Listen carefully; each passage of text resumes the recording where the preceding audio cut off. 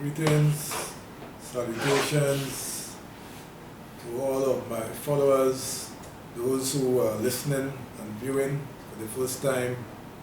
A pleasant good day to each and every one of you, wherever you are located in the world.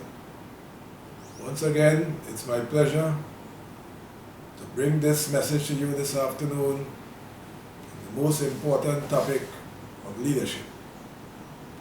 Leadership, in my humble view, is the most important discipline in life. Some persons, based on their experience as leaders, may view it as the most frustrating, most debilitating.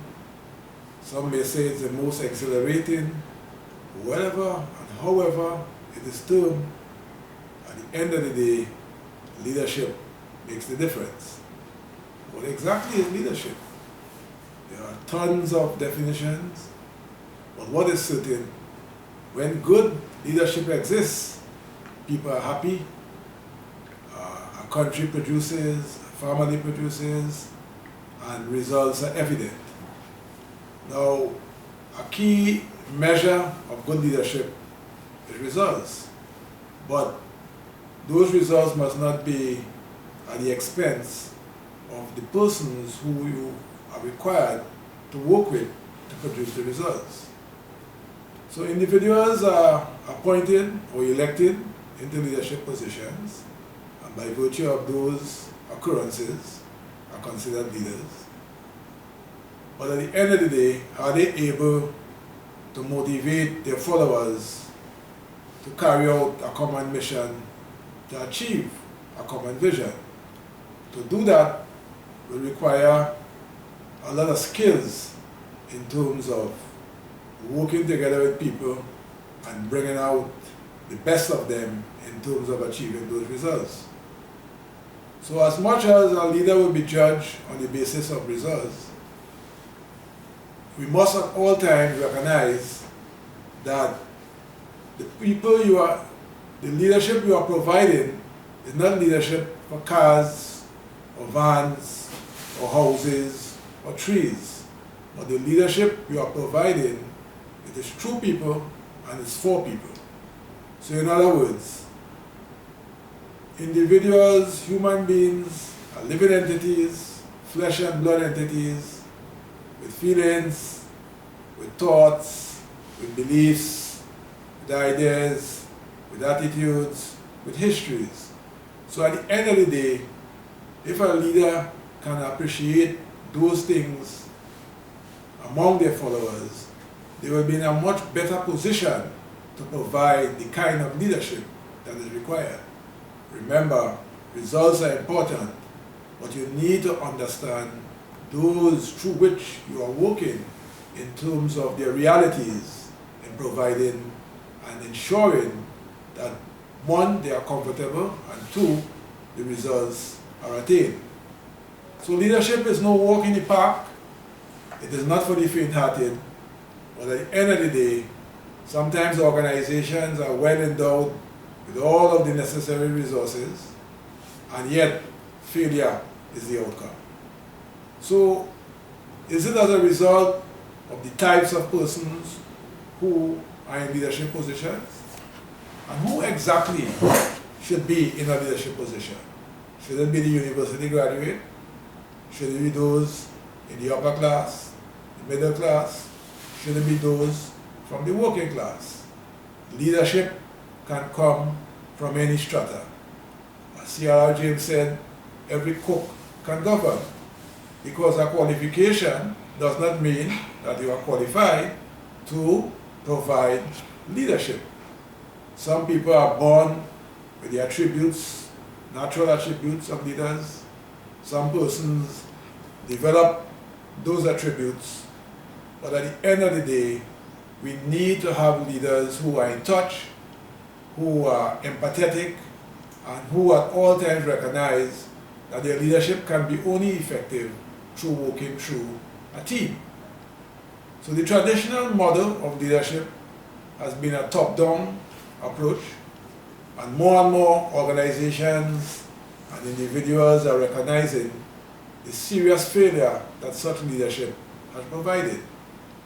When you look at political leadership in a lot of countries, the people outside of voting are fundamentally outside of the loop of decision making. A lot of companies, a lot of corporations are recognizing more and more that the pyramid has to be flipped, and they are actually flipping the pyramid in that they are taking the leadership from the bottom up, in that when persons are given the opportunity, when the confidence is placed in individuals that they can perform, they normally reciprocate with high productivity. However, when you apply the top-down leadership and a kind of commanding style is being used, that is a stifler of creativity. So, as the CEO of this well-known non-profit organization, Keeper, said, they have encouraged their members to own projects. As the CEO of the Virgin Group of Companies, Sir Richard Branson, has always advocated, he has given his leaders ownership of the projects that they are responsible for. As the famous leadership specialist Warren Burris said, it is easy for someone to sing and dance, but it is more important to create an environment where singers and dancers can flourish. In other words, that enabling environment, that focuses on the we and not on the I. A lot of leaders, they do not have dreadlocks, but we can safely say that they belong to the Rastafari movement, because everything is I did that, and I did the other, I and I, I and I, I and I. So they may be bald-headed, but they are actually Rastas in terms of their leadership philosophy. So we really need a we philosophy. We really need a philosophy of leadership that empowers the base, and when the base is empowered, it allows those at the top to focus on important strategic direction of the organizations in terms of fundraising, in terms of growing the organization. It comes like an entrepreneur and a manager in a business. A manager in a business is not necessarily a leader of the business. The entrepreneur is the one with the ideas, who may be growing it, who may be cultivating the vision and pushing the organization forward. Whereas the manager might be a typical manager, and according to Carl Dwyer in his book on management kinetics, the manager will do the right things in terms of following procedure, policy, engaging in planning, organizing, directing, etc. But the leader, according to Carl Dwyer, will do the right things. For example, a worker may not be feeling well.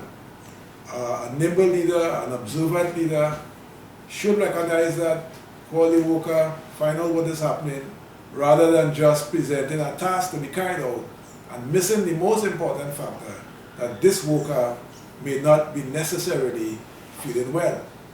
So it is indeed pleasing that organizations are recognizing that leadership does not necessarily come from the top. And no matter the type of leader you are, that should be recognized. However, some leadership styles do not lend themselves to providing that kind of all-embracing leadership. For example, the authoritarian type of leader who will command and demand and does not give their followers the opportunity to contribute. It is only a matter of time for such organizations to fall by the wayside. We have the democratic type of leader who will be more open to ideas, who will more try to build consensus. That is always useful.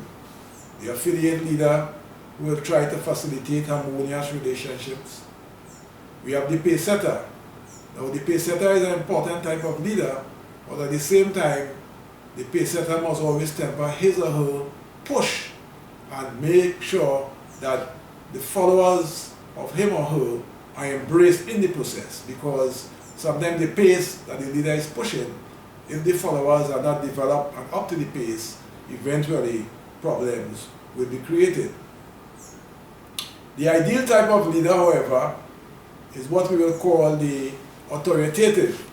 Now, the word authoritative may give a wrong impression, but in fact, such a leader will strike a balance between firm action, the necessary compassion, and involving people.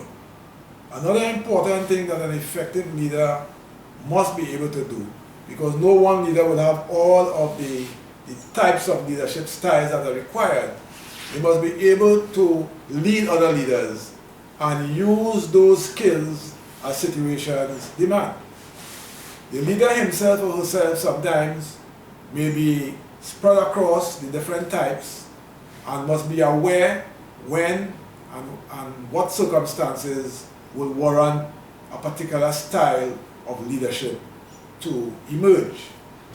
As the CEO of CTA, a non-profit organization, said, or of a corporation as a matter of fact, that he had the responsibility of making a team of school dropouts in combination with people such as Harvard graduates. Because whether you are a school dropout or a Harvard graduate, what is important is that the leader must mold a team around a common mission who are enthused about carrying out that mission.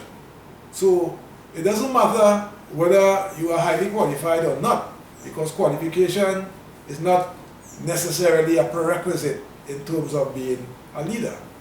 As I said before, some people are born with attributes, some can develop such attributes. Of course, we need leaders of integrity. We do not want crooks and scoundrels to be running our organizations. We do not want leaders who are saying one thing and doing the other. We need leaders who will do what they want their followers to do. And in that way, they will be carrying a strong moral authority in terms of asking their followers to do what is being asked of them. We need leaders who are knowledgeable. You cannot follow somebody who is lacking in terms of their knowledge base. We need leaders with their expertise to be shared in a particular manner. We need leaders who will try to build a team and who will recognize, as Jim Collins in that famous management book, From Good to Great, who said that you can accomplish anything in life once you are prepared to give others the credit. So I repeat, quoting Jim Collins, you can achieve anything in life once you are prepared to give others the credit. So that's the importance of a team. And no matter how much talent you may have as a leader, you cannot achieve the mission and the vision of the organization without your team members.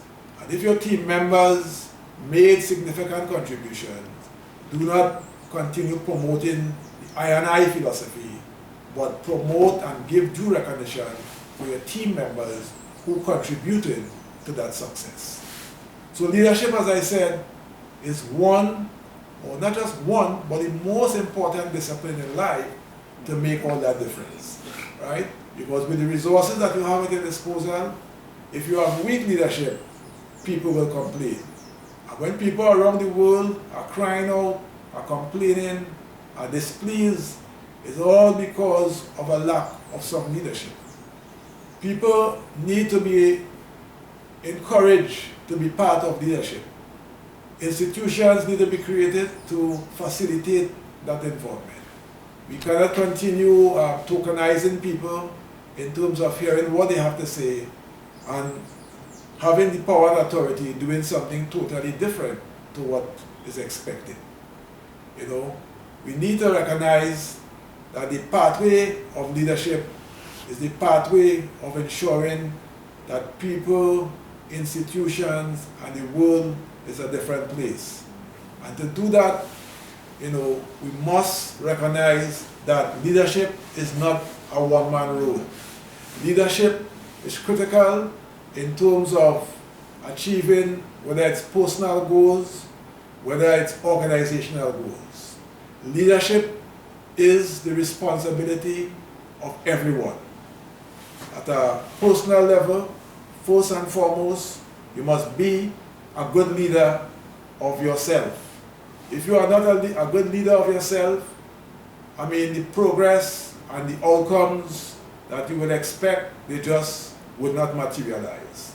If you are a leader of others, you've got to recognize that listening will be an important attribute. You've got to recognize that emotional intelligence must come to the party, because the quicker you are able to perceive the emotions in yourself and others, it is the easier it will allow you to better understand the persons who you are working with. People you are working with are human beings. They are flesh and blood entities, and it is critical, it is essential to understand and appreciate their feelings, their thoughts, their ideas, their histories, etc.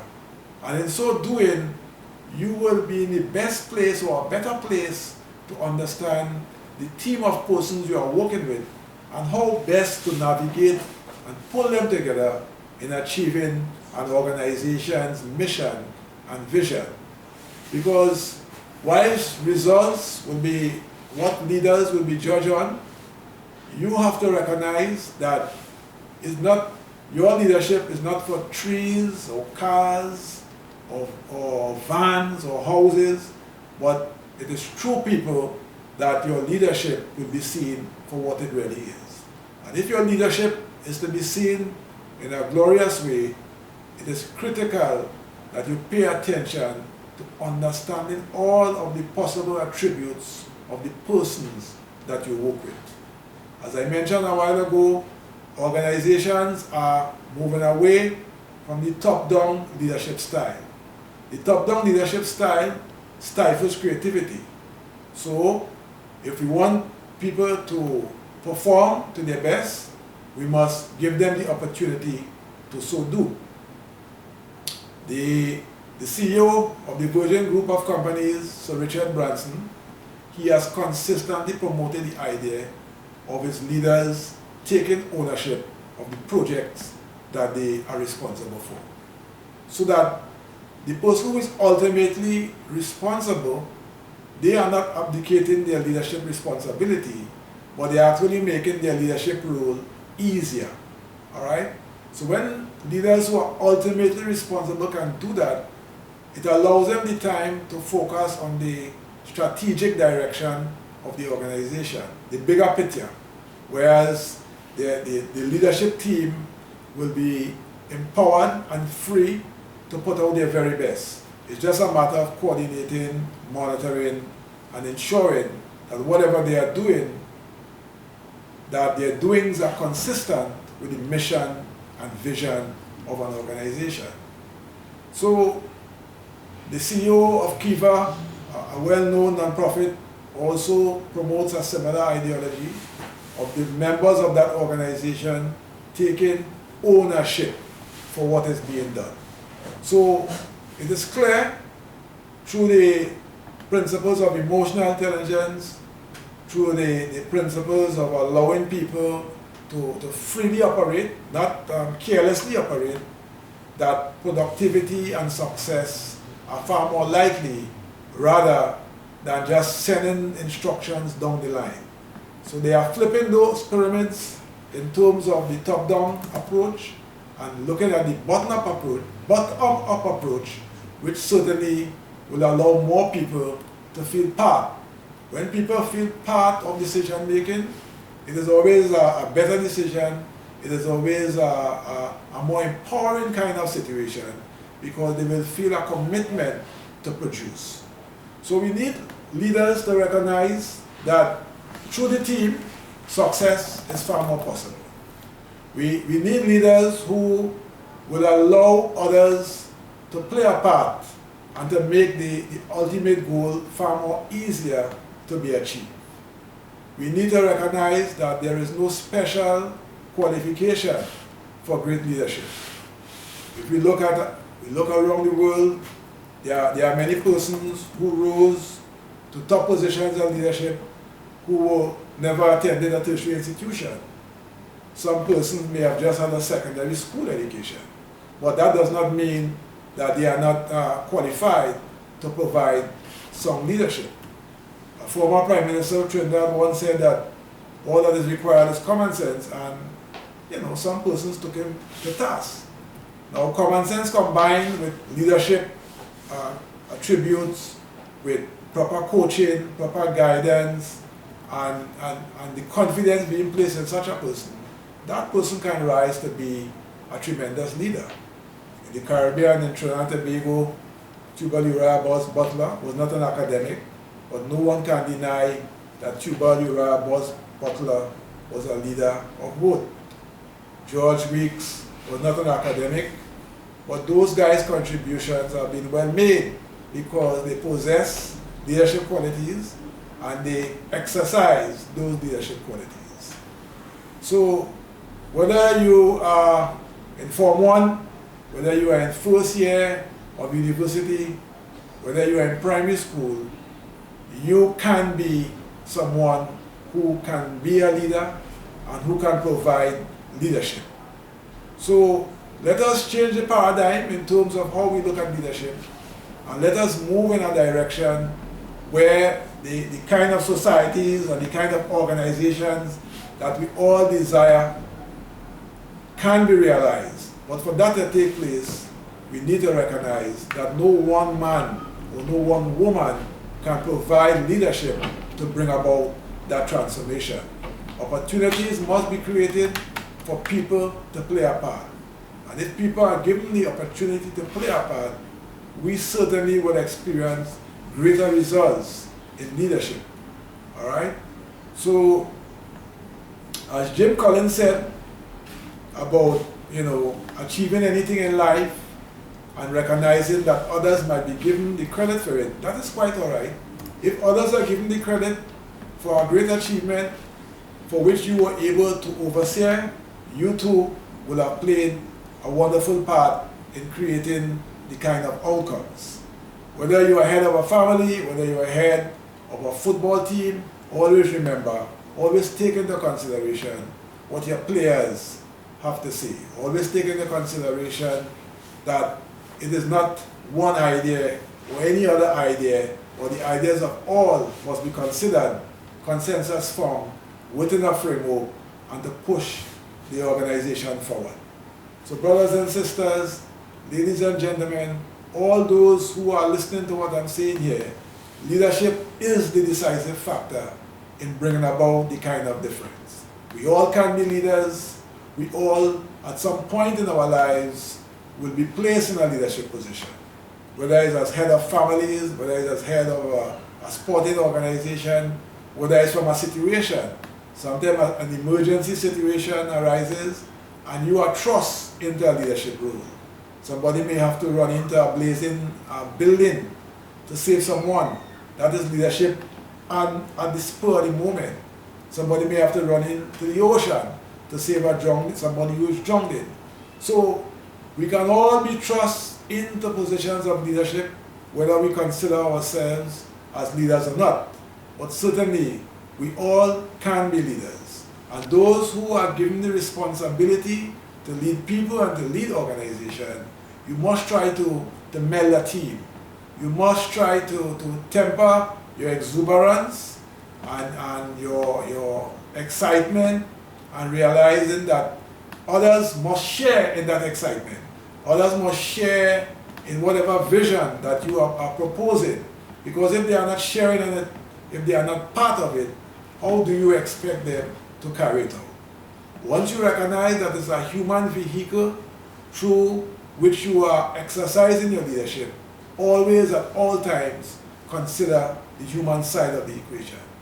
Carrying out what is assigned is important, but you cannot carry out what is assigned at the expense of the dignity of the person who is carrying it out. So if persons are fearful, if persons are demotivated, certainly those are clear signs that your leadership is failing. So let us rethink the process. Let us become more all-inclusive. and understand that if we do not get it right, the pain that people experience may be a bit too much to bear. Leadership can make that difference, but it must be all embracing. Leadership is not a one-man domain. Leadership is the responsibility of all of us.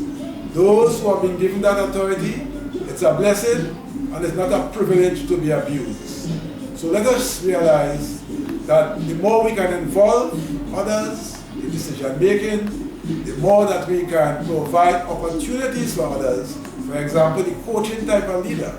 The coaching type of leader will recognize that it's important in terms of succession planning that they build and develop others to carry on the work of the organization. The affiliate type of leader will recognize that the building of healthy relationships is important for the execution of projects. So whether you are affiliate leader, whether you are coaching type of leader, whether you are authoritative type of leader, of course I hope you are not the authoritarian, but the reality is there are many authoritarian type of leaders. Under certain circumstances, the authoritarian type of leader might be the leader to say, look, this is the way we are going, based on given experiences, based on past knowledge, and under those circumstances it is excusable. But when it's at the expense of demotivating and demoralizing people, well then we need to reverse that attitude and that approach and recognize that the results we are expecting certainly will not materialize. Leadership, as I said at the beginning of my talk, is the most important discipline in life that will make that qualitative difference for a better quality of life. So as I bring this message here to you today, I want everyone who is hearing what I'm saying to sit and reconsider what type of leader they truly are and whether their approach to leadership is really resulting in the kind of outcomes. If that is not the case, certainly there is an easier way of becoming an all-inclusive leader. But to become an all-inclusive leader, you need to have that open-mindedness. You need to recognize that the results at the end, the glory will be for all, including yourself. Give credit where credit is due. Bring persons into the picture, and let us provide a new kind of leadership where those at the bottom of the pyramid can feel just as empowered as those at the top. Leadership is the key, but we need skilled leaders to make it happen. So I trust and I know that you have received the word. You're going to reconsider your leadership style. You're going to become more embracing, and let us produce better results. Humanity depends on it. The world depends on it. Let us create a better world through effective leadership. If the message resonated with you, please subscribe to the channel, like the video, share the video, and as usual, I am always available for one-on-one consultations.